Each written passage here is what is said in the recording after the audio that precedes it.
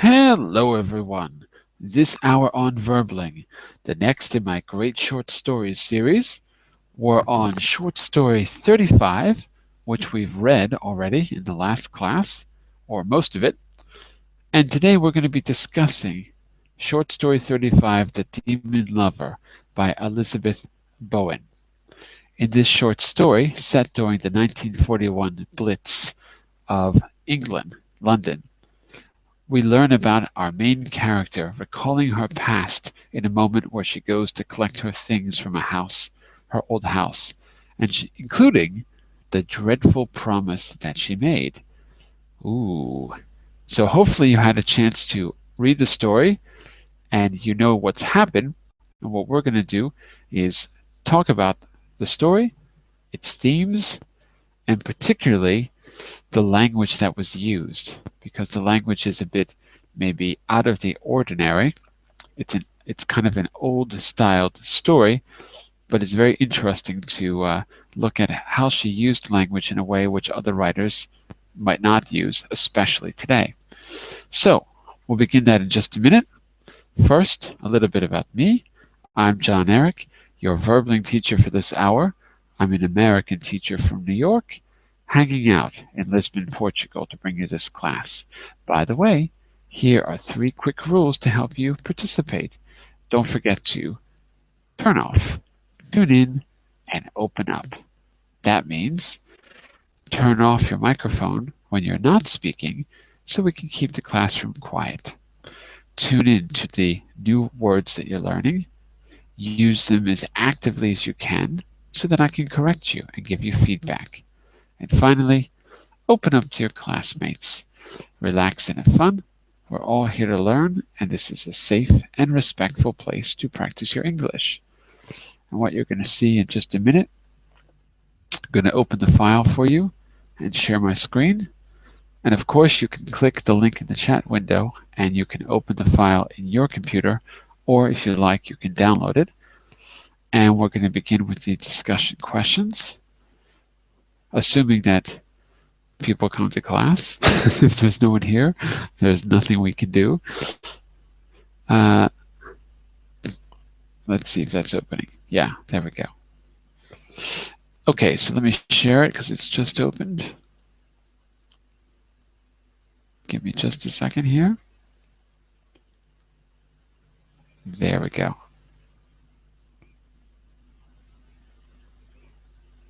Okay, so when you see that ominous graphic, you know you've got the right document open.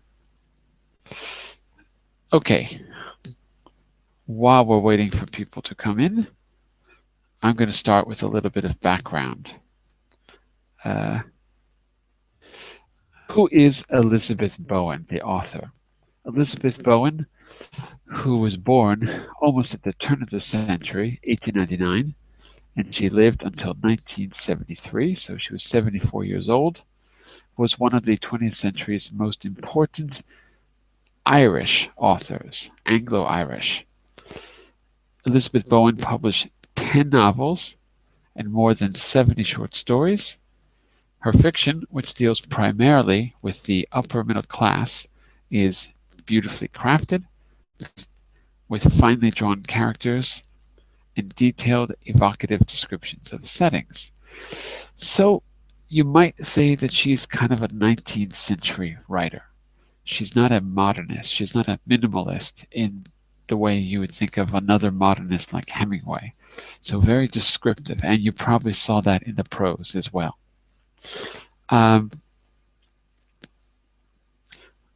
Here's the thing. You might not have heard her because, well, because she's an Irish writer. And she wasn't doing experimentation like someone, I don't know, maybe like James Joyce or Yeats or someone like that. So let's find out a little bit about her background. She was born in Dublin of Anglo-Irish parents, so they were a mix of British and Irish, and she spent her early childhood at Bowen's court, which was a kind of a mansion, a large stately home that had been in the family since the 18th century. Although her family was pretty well-to-do, they had money, her childhood was a little bit unsettled. But unsettled meaning that she wasn't in one particular place, it wasn't so stable. um, Although her family was well to do, her childhood was unsettled. When Bowen was 7, her father suffered a nervous breakdown, and Bowen was sent to England with her mother and a governess. So that's like a caretaker. 6 years later, her mother died. She died of natural causes. She had cancer. The death of her mother was one of the pivotal moments in Bowen's life, and the sense of abandonment that she felt is evident in much of her fiction, which often explains the themes of grief, displacement, and lost innocence. So, this is a theme in her books, and we also have to point out that having a nervous breakdown was maybe not what it is today. Psychology had just begun, so they didn't really have terms for it at the time. So we can only imagine, uh, you know, how how it was regarded and what kind of effect it had on her family. Um, by the way, even though she wrote about isolation, she was not an isolated person. Particularly, we could note that she was friends with some very famous writers of the time. Aldous Huxley, the guy who wrote Brave New World, Virginia Woolf, the great modernist writer. So she wasn't exactly, you know, alienated from the literary movements at the time. So, what happened? What happened in her life? In 1923, Bowen married Alan Cameron, who was a teacher. In that year, so let's see, she was 24 years old. That year, she published her first collection of short stories called Encounters. The book was an immediate success, which Bowen found very encouraging. She had always dreamed of being a writer, and she even said one time, quote, "From the moment that my pen touched the paper, I thought of nothing but writing. And since then, I have thought of practically nothing else. When I have nothing to write, I feel only half alive." So, it's a little portrait of her early life. Uh, then came the war, World War II. So in 1935, Bowen and Cameron moved to London. Many of her best writing takes place during wartime London, a setting that she presents with realism and force. In fact, British novelist and critic Angus Wilson asserted that the short stories Bowen wrote during this period provide some of the best documentation, whether it's fact or fiction, of the psychological effects that war had on Londoners. In fact, her novel, The Heart of the Day, which was 1949, also takes place in London during the war. Her literary career was pretty diverse. In addition to publishing a new book almost every year, she wrote essays, book reviews, and more for the prestigious journal Tatler, also The Spectator, and the New York Times Magazine. She was appointed a commander of the Order of the British Empire and awarded honorary doctorates from Oxford and Trinity College Dublin. So, she's not exactly what you would call a marginal figure. That's a little bit of a portrait, so you know something about the writer. Let me just double check that there's no problems with the Hangout, because it's a little bit strange that nobody's here. Give me just a second and I'll double check, because we should have some people entering.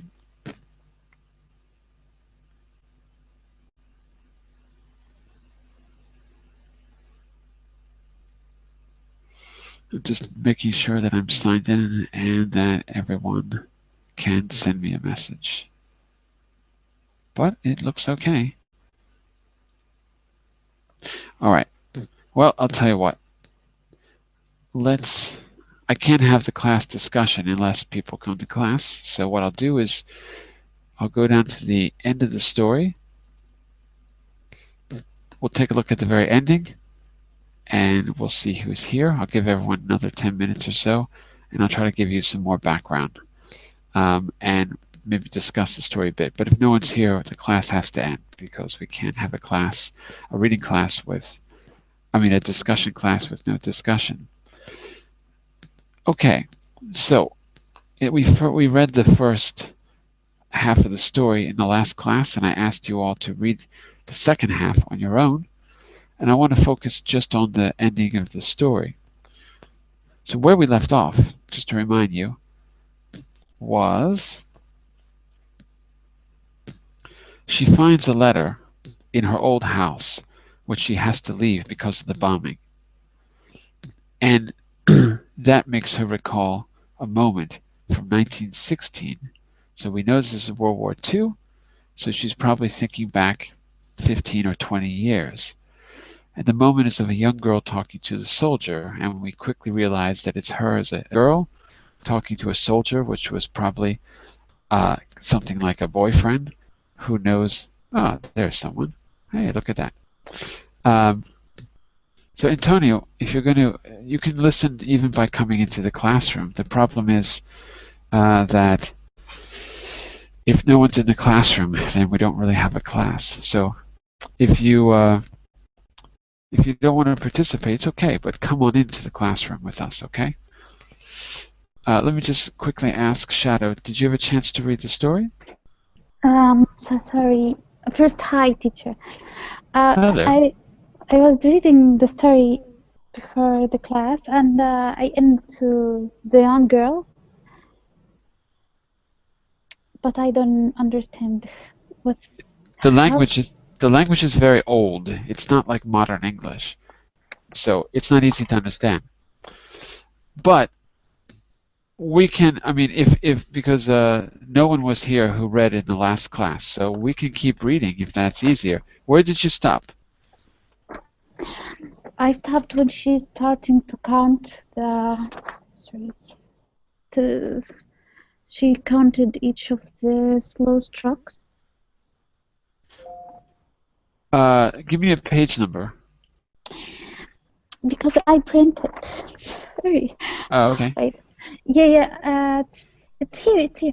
The no. Back to the page. Yes. Just the same page that you page number 6. Okay, very good, very good. Yes. Um, okay, so if you The want, sorry, go ahead. When she said the hour arranged, my God, she said, what hour? How should I? After 20 years, Okay, 25 years. Mm-hmm. okay. So she's talking to herself here, Mm-hmm. and the hour arranged is something that she's just read in the letter. Do you remember the letter that she found? Yes. Okay, so you read up to that point, right? Mm-hmm. Okay, great. So why don't we keep reading then? Because if Daniel was the only one, there was someone else too, I think, and he's not in today's class, so we can just keep reading. Okay. And Antonio, if you want to read with us, we'll just keep reading, and that's it. Because if no one read the story before and no one's here, then we'll just. I can't really start from the beginning because we'll never finish. But if we start, so let's do this, Shadow.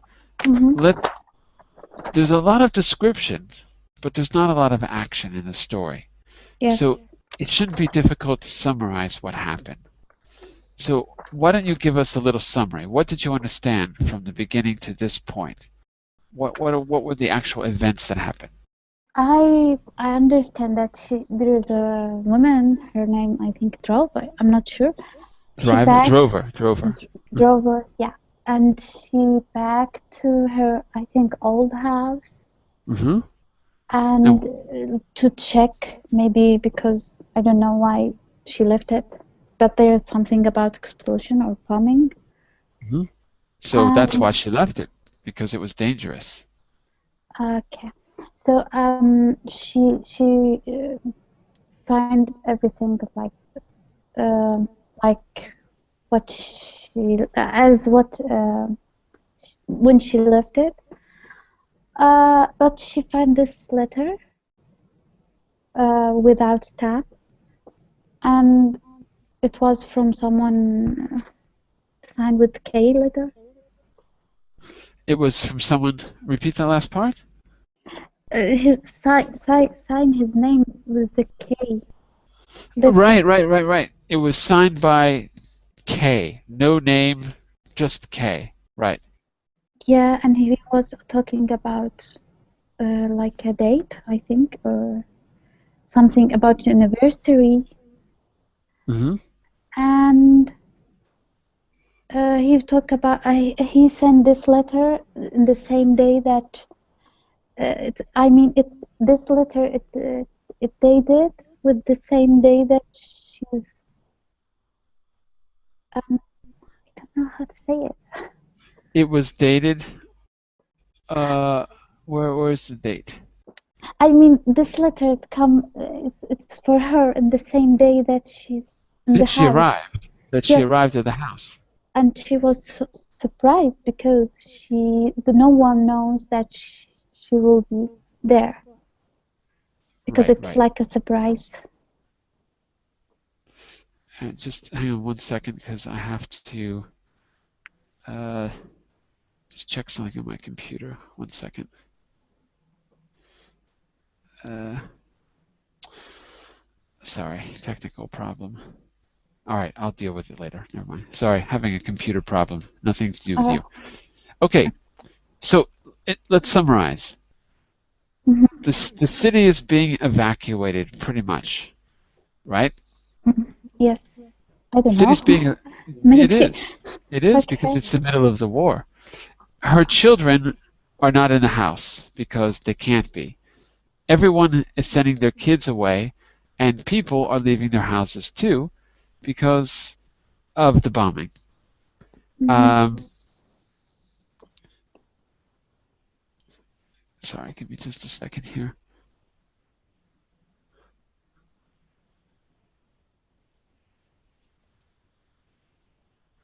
Give me 1 second here. Sorry, I'm having a little computer problem.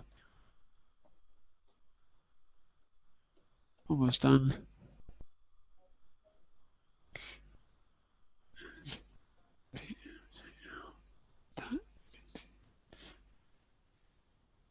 Okay. Okay, hopefully that will fix it. Sorry, something's wrong with my computer today. Maybe it's because it updated earlier.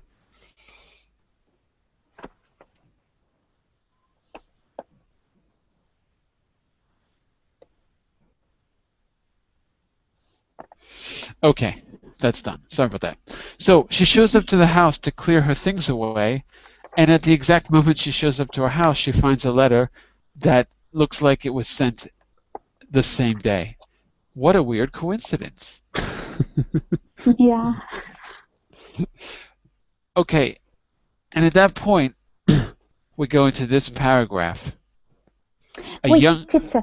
She's talking about neighbor. I didn't get it. There is a neighbor that he's uh, taking care of her house. a neighbor? I don't know. Maybe. Why do you think there's a neighbor? I don't remember that part of the story, but Um, maybe. There is a caretaker. That's true. There was a caretaker for the family because they're just wealthy, so they can afford to have, you know, yeah. they can something like that. So I don't remember exactly, but anyway, even Okay. if that's true, it doesn't matter because the house is empty, and she's there to do things before the house is destroyed in a bombing raid. So the Mhm. important thing is, let's take a look at this. After that, she says she reads in the letter, the hour arranged, and she says to myself, "What hour? How should I, after 25 years? Oh, it's been 25 years." So apparently, in the letter, there's a reference to meeting someone, this mysterious K. Mhm. So you see a little note here in yellow on the right side. Young girl talking to a soldier, and I put a note there in the last class, flashback. A flashback in a film is a moment, or a film or story is a moment where we go back in time, but it's written as if it's in the real time. And there's Daniel. We were getting worried about you, Daniel. Glad to see you. Hello, I'm Right. late. So, did you have a chance to read the whole story, Daniel? Yes. Hmm. Problem is that Shadow didn't, so we have to figure out how we're going to do this. Um, so, Daniel, how are we going to do this, guys? Because only one So person's just read the story. summarize the story. I don't know what happened else after that. Just tell me what happened. It's easier than reading. Oh my God, but that spoils everything, don't you think? All right, I'll tell you what. Maybe what we can do is read the very end, the very last two paragraphs. That's where all the action happens. We'll read that part together. So, Daniel, this part here, talking to a soldier, this flashback, can you summarize more or less what happens after she finds the letter and we have this flashback to the young girl talking Mhm. to the soldier? Typical situation when a couple, a boyfriend, a girlfriend, the boyfriend uh, has to go to the war. In this case, First World War. Uh-huh. Second And World War. Oh, no, no, in the no, flashback. first, Yeah, yeah, yeah. first, You're first. right, you're right. And his girlfriend, it's crying. It's very sad, very upset because he has to go to the war, and she won't know She if wants to know? she wants to know. No, no, she won't know She wants if he she going to come wants back to know, but again. don't she wants to know She wants to know. she wants to know if he will come back alive, Right. more or less. Okay. Okay, so that's the situation in the flashback. The dialogue's easy to understand. Let's take a look. Hearing her catch her breath, her fiance says, "Cold?" So this is the flashback. Cold? And she says, "You're going away such a long time." "Not so far as you think," he says. "I don't understand." "You don't have to," he says. "You will. You know what we said." What well, what did they say? Even though we don't know exactly what was said, we can guess. What do you think they said? He's going to come back. Yeah. We don't know the way, but he'll, he's he'll he come back somehow. somehow. Yeah. All right. But that was, suppose you, I mean, so we can guess that she means suppose you get killed in the war, because he's about to go away. "I shall be with you," he said, "sooner or later. You won't forget that.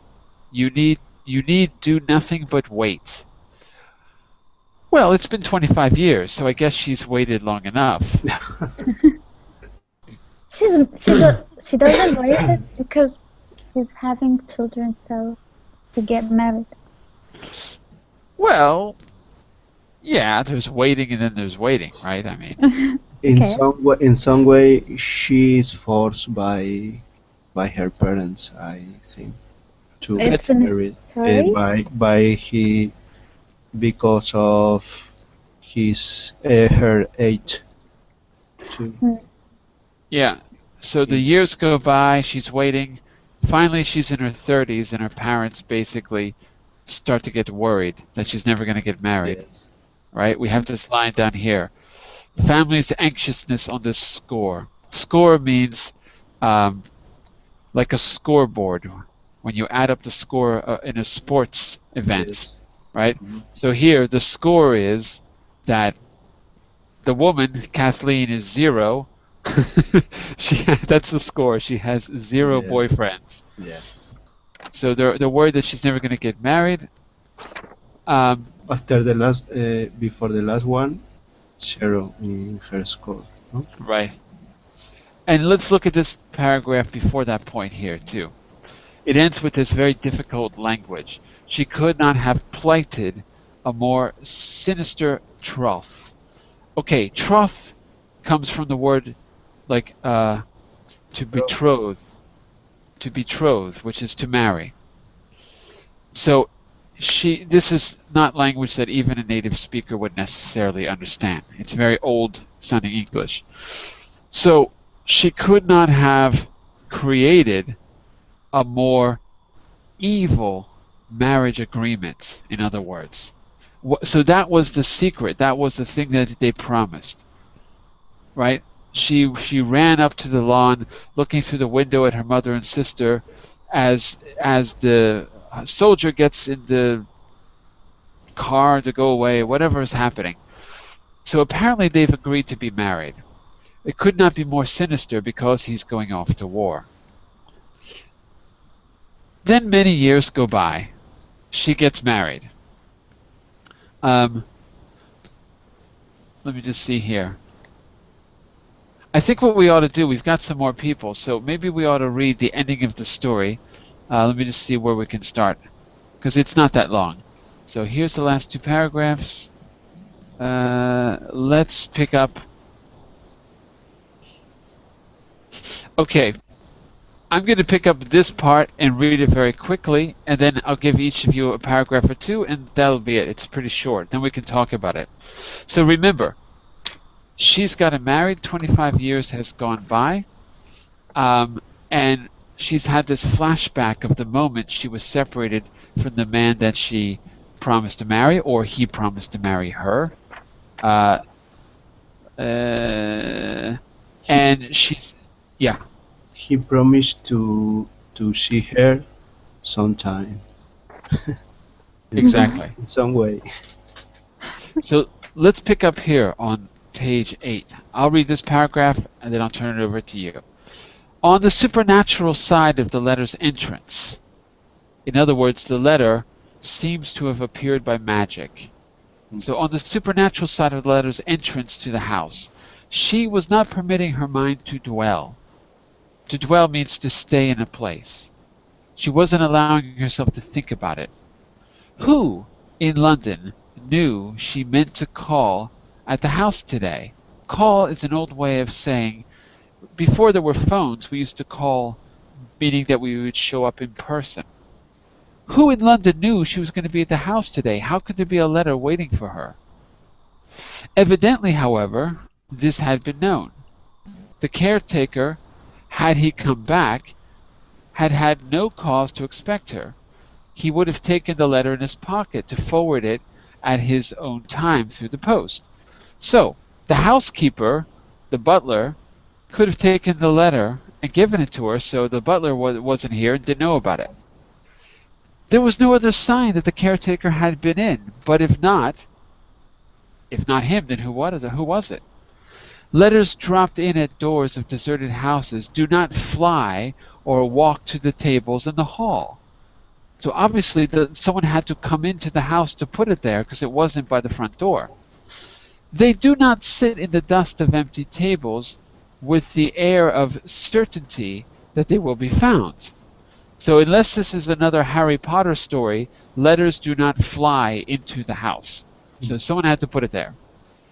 There is needed some human hand, but nobody but the caretaker had a key. Under circumstances she did not care to consider, she did not want to think about, a house can be entered without a key. It was possible that she was not alone. She might be waited for downstairs. Waited for until when? Until, quote, the hour arranged.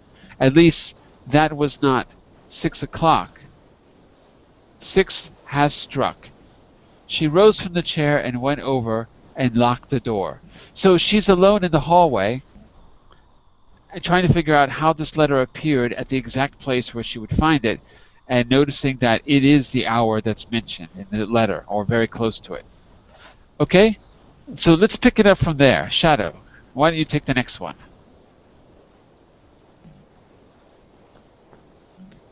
Shadow? Yes, okay. The thing was to get out to fly.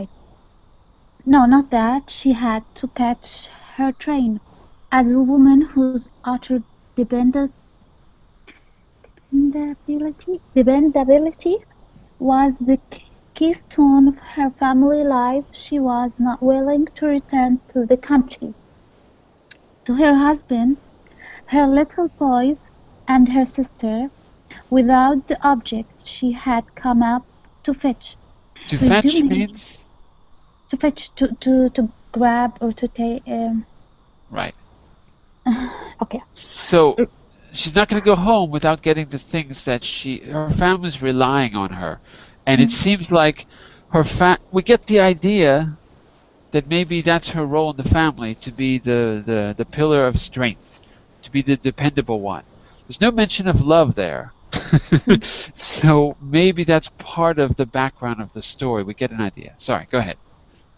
Resuming work at the chest, she set about making up a number of parcels and in a wrapped, fumbling, deci- um,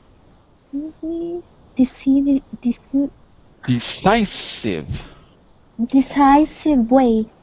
This, with her shopping par- parcels, would be too much to carry. This meant a taxi. At the thought of the taxi her heart went up and her normal breathing resumed. Why do you think her normal breathing resumed when she thought about the taxi? Is she with anyone now? Maybe because she was with someone that she wanted to be. Is she with anyone now in the No, house? no, no. Maybe Well, with a ghost. exactly. She doesn't know if she's alone, so there'll be another person. She'll feel safe if she gets a taxi. Okay. I will ring up the taxi now. The taxi cannot come too soon. I shall hear the taxi out there running its engine till And I engine till I walk calmly down to it through the hall. I will ring up, but no, the telephone is cut off. She tugged at knot. She she tugged at a knot. she tugged at a knot? Yeah. She tugged at a knot she had tied wrong.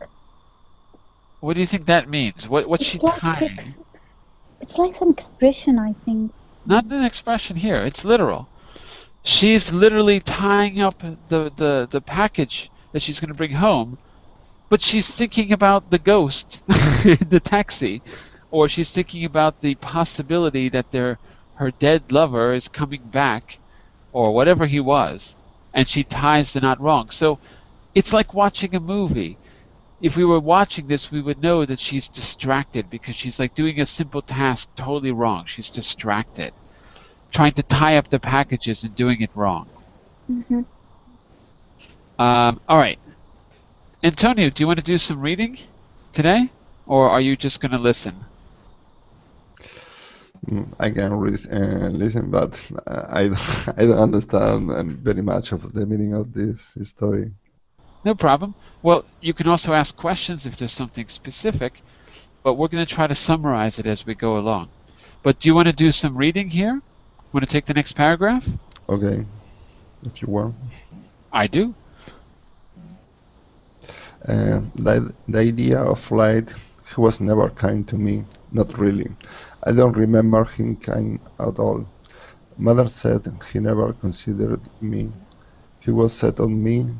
That was what it was, not love, not meaning a person well. What did he do to make me promise like that? I can't remember, but she found that she could. Right. Who do you think she's talking about here? This woman, Kathleen, who's in the house. Kathleen Drover is the character. Who's she talking about? Just to be clear. It was her lover, no? Yeah, this guy from World War One who disappeared, who seems to be the guy in the letter, and she's starting to remember the relationship. So, does it sound like A good relationship? Um, I think it's not a good relationship. Doesn't sound that way. He was set on me. Set on me, we have the expression, I've got my mind set on you. In other words, like he's got a fixed idea. So it's not Uh-huh. love, but we get the Yes. idea that maybe he's going away to war and he needs somebody. He just needed somebody to say, "Oh, I've got a girl back at home," because he's going to go through this terrible experience. So maybe that's the reason. We don't know. But it wasn't because he loved her. At least that's what she's thinking now. And the idea of flight in the beginning, flight here doesn't mean on an airplane. It means she's trying to think of how to get away, flight from the house. So, like escape, flight can mean escape. She's thinking about escaping from the house because she's thinking about the taxi. Then she starts to think back to this guy. Okay?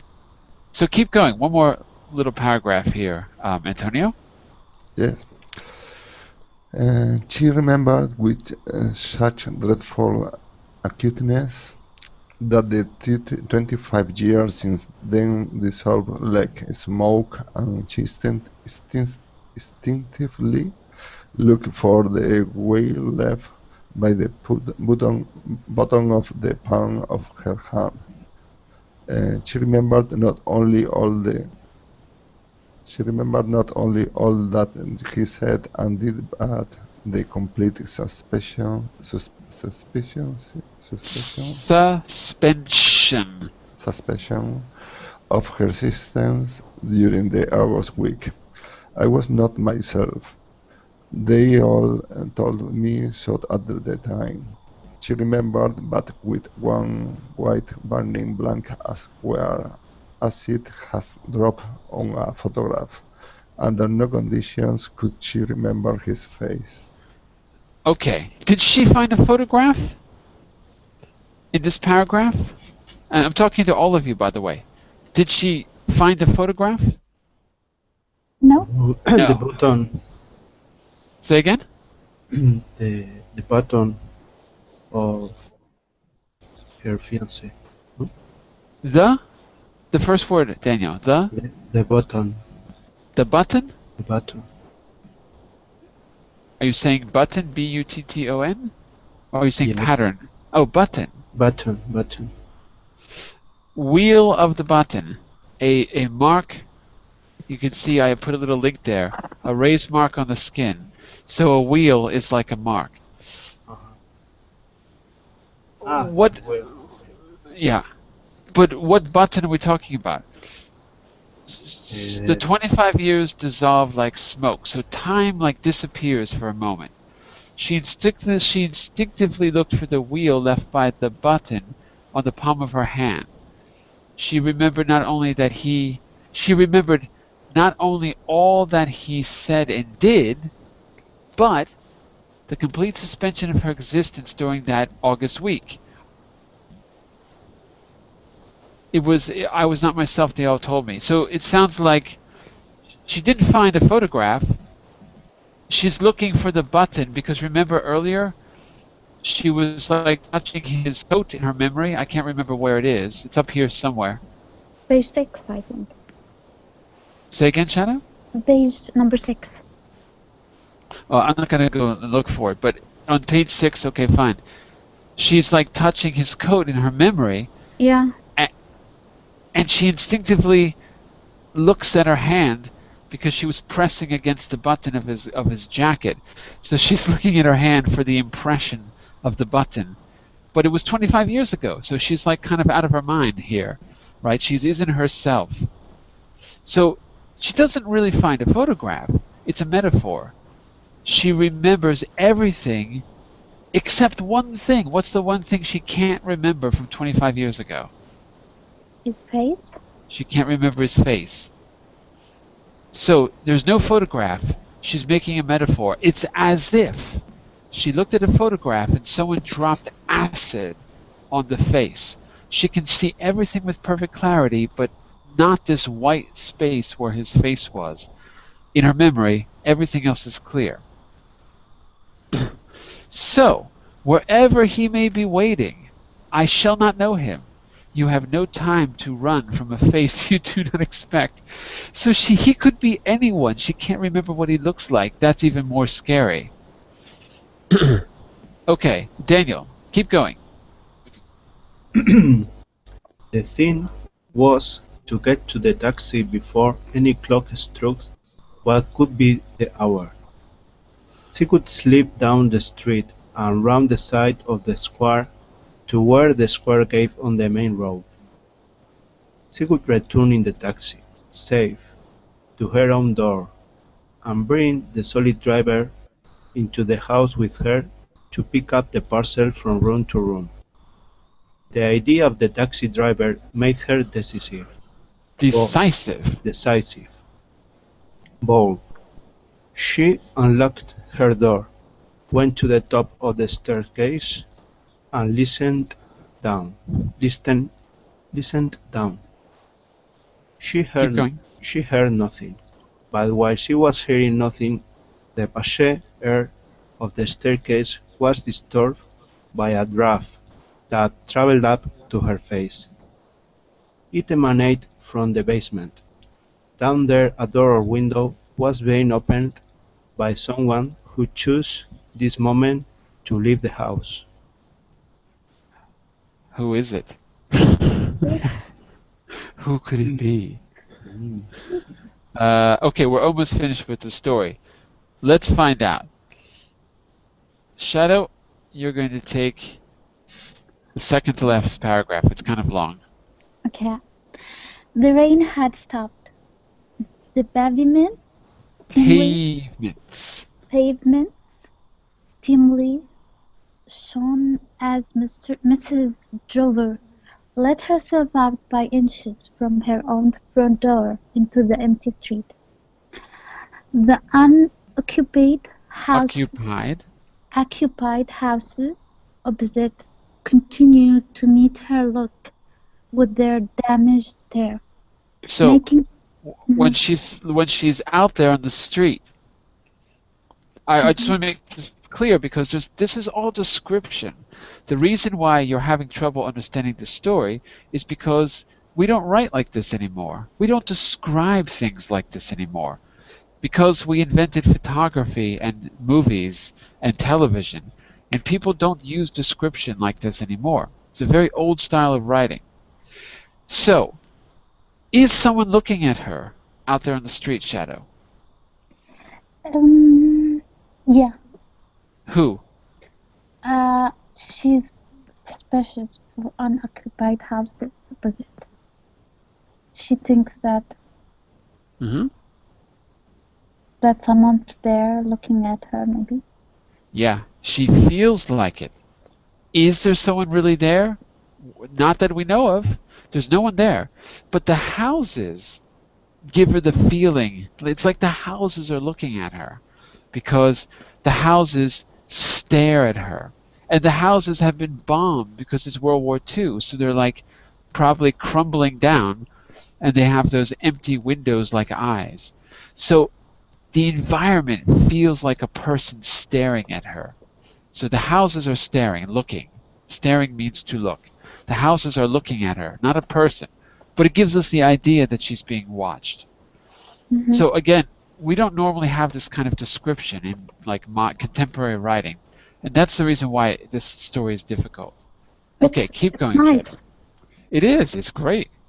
Yeah, making towards the thoroughfare and Thoroughfare. the thoroughfare and the taxi. She tried not to keep looking behind. Indeed, the silence was so intense, one of those creaks of London silence exaggerated this summer by the damage of war, that no tread could have gained on hers unheard. Tread means footstep. So it's so silent that she would hear a footstep. She'd hear someone coming up to her, and she heard nothing. Tread is same as footstep. Okay. Mhm. Where her street debouched on the square where people went on living, She grew conscious, Con- conscious. she grew conscious of, and checked her unnatural pace across the open end of the square. Two buses, To buses. oh Buses. sorry, sorry, two buses, passively passed each other. Women appear pivotal. Perambulator. Perambulator that comes from a Latin word, which is the word to walk in Latin. I think it's Latin. My Latin is not very good. I don't know any Greek, but I know a little bit of Latin, but I'm pretty sure it's from the Latin root to walk. So It's me when you see, walking. yeah, but what I mean is, whenever you see the word or ambulatory or ambular, it always has to do with walking. Somnambulist is a sleepwalker. Perambulatory probably are people walking with their bikes. Let me just double check. This is not a normal word that we use every day. A small vehicle with four wheels in which a baby or child is pushed around. Oh, I totally got that wrong. So it's like a preambular cyclist. So people carrying little buggies, probably with kids or something like that. It's not a normal word. It's not. I'm a native speaker. I've been speaking language for English for 40 years, and that is not a word I've ever used. So don't worry about it. Yeah, teacher, what's the meaning of buggies? Buggies is like same thing as a stroller, something you put the baby in to walk around the Oh, yeah. city. Mm-hmm. Yeah. A permapiloter cyclist, a man wheeling a barrow signalized once again the ordinary flow of life at the square's most populous corner should be and was the short taxi rank. Uh, I finished. You did? I thought it's till taxi rank. Do you want me No. shall I continue? Yeah, keep going. This evening only one taxi, but this, although it presented its blank ramp, appeared already to be alertly waiting for her. Indeed, without looking round, the driver started his engine as she bent up from behind and put her hand on the door. Panted As is like when you're breathing heavily, when you're running, you start to pant. Right? She's out of breath because she's rushing to the taxi. okay, she's running from a car, teacher, in this. Running to the car. To the car. She's Okay. running to the taxi. As she did so, the clock struck 7. The taxi faced the main road. To make the trip back to her house, it would have to turn. She had settled back on the seat, and the taxi had turned before she surprised by its knowing movement. Recollected, recol- Recollected. recollected that she hadn't said where. She leaned forward to scratch at the glass panel that divided the driver's head from her own. So what happened when she gets into the taxi? What's the unexpected thing? The driver started taking her to a place she didn't say where. Exactly. Normally the taxi, where you're heading. Yeah. The guy doesn't even look at her and just starts driving away. I'm just going to read the very last paragraph because just so we have time to talk, I'm going to read it very quickly because I want you to, for pronunciation and everything, just look at the pronunciation of the words. Then we're going to talk about the discussion questions here. This is the end of the story. The driver braked to what was almost a stop. The driver hit the brakes, turned around and slid the glass panel back. The jolt of this flung Mrs. Drover forward till her face was almost into the glass. So in other words, the driver hit the brakes, and she almost smashed her head against the glass between the driver and the passenger seat. Mhm. Through the aperture, that's the window, through the aperture, driver and passenger. Hmm? Yeah, I'm sorry. Through the aperture, driver and passenger, not 6 inches between them, remained for an eternity eye to eye. Mrs. Drover's mouth hung open for some seconds before she could issue her first scream. Ah! After that she continued to scream freely and to beat with her gloved hands on the glass all around as the taxi, accelerating without mercy, made off with her into the hinterland of deserted streets. Why is she screaming? He Maybe, was her boyfriend. That's one theory. It's her boyfriend. but she can't recognize his face. Yeah, that's the other theory. What if the guy has no face? She turns around and he's got no face. I don't know. Yes, we get the idea that it's probably this soldier coming back to honor their. Now, where's the taxi going?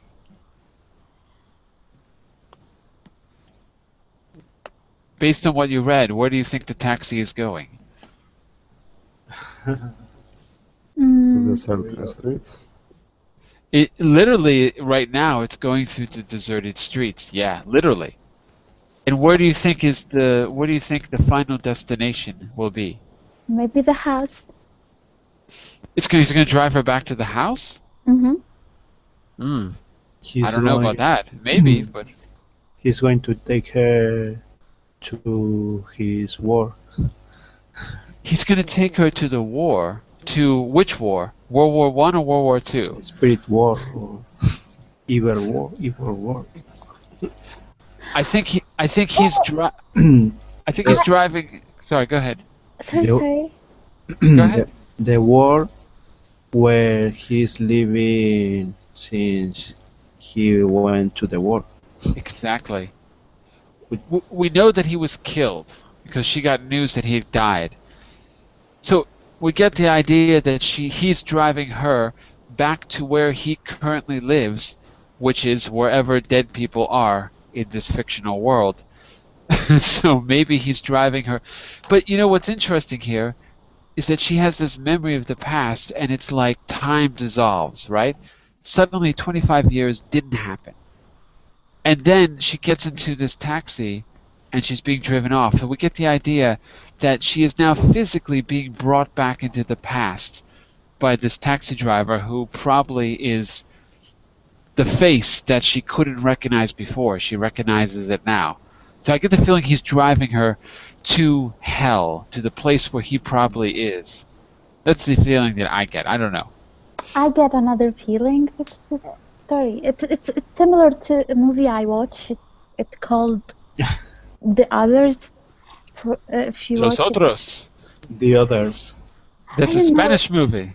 Nicole Kidman. Yeah. Yeah, it's a Spanish movie. It was in English, but it was directed by that Corazon, I think, the guy who did Gravity. Maybe she. I Navar. mean, when she start, when she, I mean, when she discovered this letter, when she found this letter, maybe she was dead already, and Ah, she's start these things, and she didn't know that she's on the other It's side a of the very good world. end. so Maybe. so she's the ghost. Yeah, and Yes. she can't accept that because it's very difficult to She understand. she killed herself after he went to the war. I don't know. It's the place that she go to. I mean, she want to this house, and this house is very dangerous. Maybe she get killed there, Ah, and maybe she got killed in the bombing. yeah, and She's just hanging around the house. maybe Well, I'll tell you one thing which I do agree with. that there's a lot of ambiguity in the story. Do you know what I mean by ambiguity? No. Daniel, ambiguity. What if something is ambiguous? Does it have Ambiguity. one? Yes. If it's something is ambiguous, does it have one meaning or many meanings? Many meanings. Can you think of a good example of ambiguity? Because what I'm saying is the story can be open to interpretation. There's one thing in particular. Look at this. Let's go back up here for a second here to where is it? To the letter. Look at the letter for a second. Mm. You may expect me, therefore, at the hour arranged. Until then, K. What does the K refer to here? What do you think the K refers to? Or Okay. who? The letter K. Who does the K refer to in this letter that she's Cat reading? Kathleen? Or his boyfriend? Her boyfriend. But that's the problem. It could refer to her or Mm. her boyfriend. It's not really clear. Dear Kathleen, that's her, right? Blah, blah, blah, blah, blah, until then K. So it's really a bit weird that both she and her boyfriend have the same initial. It's as if she wrote the letter to herself. I'm not saying she did. I'm just saying that it's ambiguous. The author of the mysterious letter, there's two possibilities. It's either her writing to herself because her name begins with a K, or it's the name of her former boyfriend, fiance person, who also just happened to have the letter K. It's hard to say. But it's an example of ambiguity, which makes the story open to interpretation. So I agree with you, Shadow, that we could definitely read it in different ways, and that's one. Are there any other examples of ambiguity that you noticed? Is there anything else that could be interpreted in many ways in the story that stands out?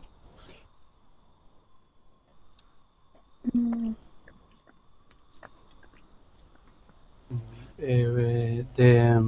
The parcels. Yeah? It's Okay. talking all time about parcels, but uh, I don't know what what it means. Parcel in this story. Well, let's talk about parcels in general. What is a parcel? Uh, a packet. Package. Yeah, a package. Yeah. So here, resuming the work at the chest, she set about making a number of parcels in a rapid funneling way. So she's like wrapping things up. These with her shopping parcels would be too much to carry. These meant, okay, she's getting a taxi. So we get the idea that she's wrapping things up to ship. And why is she shipping them? Where is her family? In the country Country. Yeah. side. So we get the idea that she's probably wrapping things up to ship to the country house. Do you think parcel could have another meaning in the story? No, Maybe memories. Well, let's see. The first use of parcel is here on page, I don't know what, page 4, the beginning of the story. Shifting some parcels on her arm, she slowly forced around the latch key. So she opens the door and she's carrying packages. Mrs. Drover put down her parcels. So, yeah, I get the idea that this is very literal. She's just carrying packages with her. And there is one thing that we could say, and we have to stop the class here because I've got to begin the next class. But there's one thing I could say for sure. We often have the expression baggage, like literary baggage or the baggage of memory. The parcels that she's carrying, give me the idea about the memories that she's carrying. She's being weighed down by these heavy memories of the past, just like she's being weighed down by these packages. It kind of seems like it could be a symbolic moment. Well, I've got to start the next class. The three of you, think about those comprehension questions, answer them, send your answers to me, or maybe we can talk about this in the next class as well, and let me know what you think. and I'll give you some feedback as well, and we'll take it from there on the next short story class. Okay? Come Okay. back for the business class, but send me your comprehension questions, and we'll talk about it in the next class, or if you can write them, I'll give you feedback. Bye for now, everyone. Be Bye back for in just a now. minute. Bye for Bye. now.